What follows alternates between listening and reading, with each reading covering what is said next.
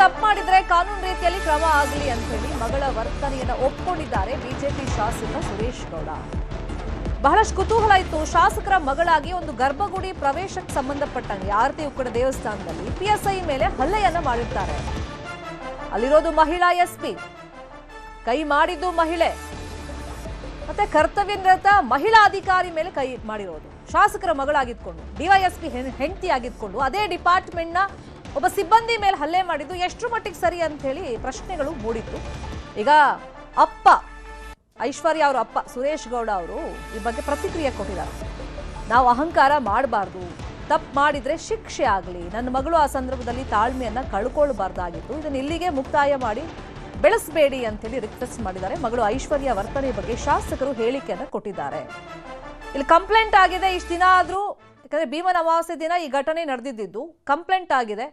ಜನಸಾಮಾನ್ಯರಾದ್ರೆ ಒಂದು ರೀತಿ ಪೊಲೀಸರು ನಡೆಸ್ಕೊಳ್ತಾರೆ, ಪ್ರಭಾವಿಗಳಾದ್ರೆ ಮತ್ತೊಂದು ರೀತಿ ನಡೆಸ್ಕೊಳ್ತಾರಾ ಅಂತೇಳಿ ಸಾರ್ವಜನಿಕ ವಲಯದಲ್ಲಿ ಪ್ರಶ್ನೆಯಾಗಿತ್ತು. ಈ ಬಗ್ಗೆ ಈಗ ಖುದ್ದಾಗಿ ಶಾಸಕರೇ ಉತ್ತರವನ್ನ ಕೊಟ್ಟಿದ್ದಾರೆ. ನನ್ನ ಮಗಳು ತಪ್ಪು ಮಾಡಿದ್ರೆ, ಆಕೆ ಮಾಡಿರೋದು ತಪ್ಪು ಹೌದು, ಕ್ರಮ ಆಗಲಿ, ಆ ಸಂದರ್ಭದಲ್ಲಿ ಆಕೆ ತಾಳ್ಮೆಯನ್ನ ಕಳ್ಕೊಳ್ಬಾರ್ದಾಗಿತ್ತು ಅಂತೇಳಿ ಮಗಳ ವರ್ತನೆ ಬಗ್ಗೆ ಅಪ್ಪ ಬೇಸರವನ್ನ ವ್ಯಕ್ತಪಡಿಸಿದ್ದಾರೆ.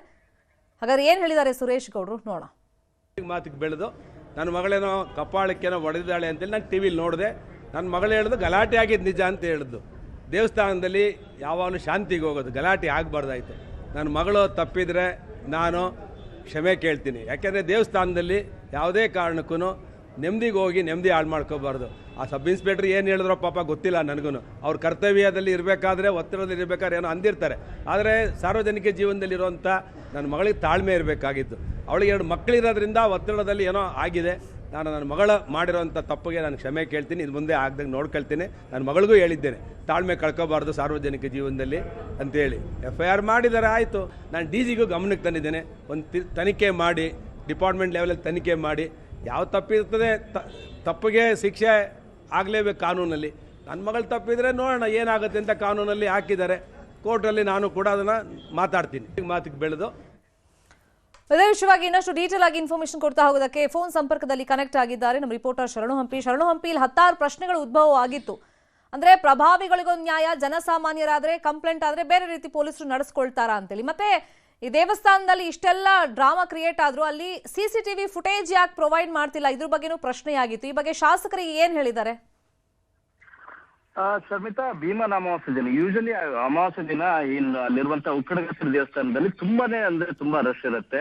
ಈ ಸಂದರ್ಭದಲ್ಲಿ ಹೋದಂತ ಸುರೇಶ್ ಗೌಡ ಅವರ ಮಗಳು ತಮ್ಮ ಇಬ್ಬರು ಸಣ್ಣ ಮಕ್ಕಳನ್ನು ಕೂಡ ಕರ್ಕೊಂಡು ಹೋಗಿದ್ರು. ಸರತಿ ಸಾಲಿನಲ್ಲಿ ಕ್ಯೂ ನಿಲ್ದೆ ಒಳಗಡೆ ಹೋಗುವ ಮಾಡ್ತಾ ಇದ್ರು. ಆ ಸಂದರ್ಭದಲ್ಲಿ ಬೇರೆಯವ್ರಿಗೆ ಅವಕಾಶ ಕೊಟ್ರು, ನನ್ನ ಅವಕಾಶ ಕೊಡಲಿಲ್ಲ. ಇಬ್ರು ಮಕ್ಕಳನ್ನ ಕರ್ಕೊಂಡು ಹೋಗ್ತಾ ಇದ್ರು. ಆ ಕಾರಣಕ್ಕಾಗಿ ಜಗಳ ಆಗಿದೆ ಅಂತನೂ ಕೂಡ ಸುರೇಶ್ ಗೌಡ ಅವರ ಮಗಳು ತನ್ನ ತಂದೆಗೆ ಹೇಳ್ಕೊಂಡಿದ್ದಾರೆ. ಅದನ್ನು ಕೂಡ ಮಾಧ್ಯಮದಲ್ಲಿ ಅದನ್ನೇ ಮತ್ತೊಂದು ಸರಿ ಮಾಹಿತಿಯನ್ನು ಕೂಡ ಕೊಟ್ರು. ನನ್ನ ಮಗಳು ಮಾಡಿದ ಏನೇ ಆಗ್ಲಿ, ಆ ರೀತಿಯಾಗಿ ಸಾರ್ವಜನಿಕ ಸ್ಥಳಗಳಲ್ಲಿ ಆ ರೀತಿಯಾಗಿ ಪೊಲೀಸ್ ಅಧಿಕಾರಿ ಮೇಲೆ ಜಗಳ ಮಾಡ್ತಿರೋದು, ಅವರು ಹಲ್ಲೆ ಮಾಡಿರೋದು ಅನ್ನೋದ್ರ ಬಗ್ಗೆ ಎಲ್ಲೂ ಕೂಡ ಸ್ಪಷ್ಟನೆಯನ್ನ ಕೊಟ್ಟಿಲ್ಲ ಅವರು, ಮತ್ತು ಸಮರ್ಥನೆ ಕೂಡ ಮಾಡ್ಕೊಂಡಿಲ್ಲ.